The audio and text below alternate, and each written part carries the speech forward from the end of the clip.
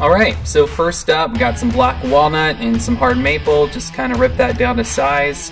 Just kind of play around with whatever size you want. And then you got to glue it up. So plenty of glue, plenty of clamping pressure. It's like a standard glue up for any cutting board. Make sure you don't have any gaps. And then you're going to flatten it at the planer, get it nice and flat. Next up, you're going to be making a panel of end grain. So there's a lot safer ways to do this on the table saw. Don't do it like this. But you know, get it nice and flat, but you want to make a panel wide enough so you can have some end grain pieces. It's essential that you don't have, you know, end grain and then face grain and then edge grain. You want to keep all of your wood grain in the same direction to account for wood movement.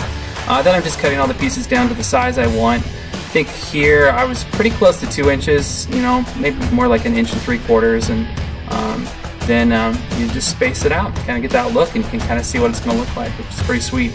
Then another glue up, get it nice and coated in the glue.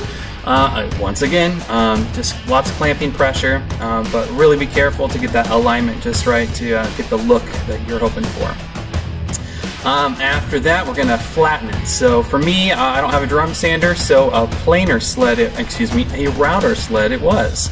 And so I just used a cheap bit from Amazon. I would recommend, you know, investing in a nicer bit. It's gonna help with some chip out. But go really slow here, and some more information on planer sleds over on my Instagram. Lots of sanding, loads of sanding, so you can see that.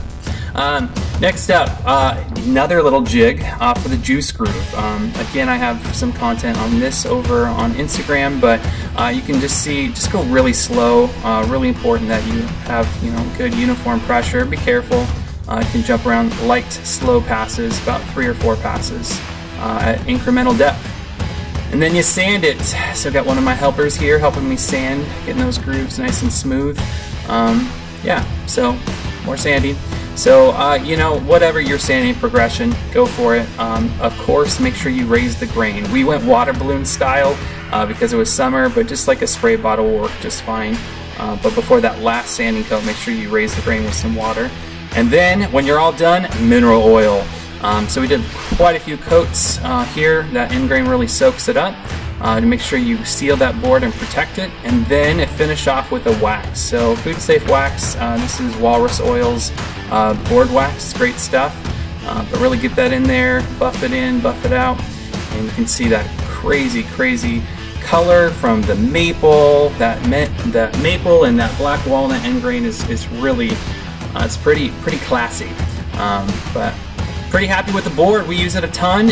It's a fun build to make, so do it. Make one. Have fun.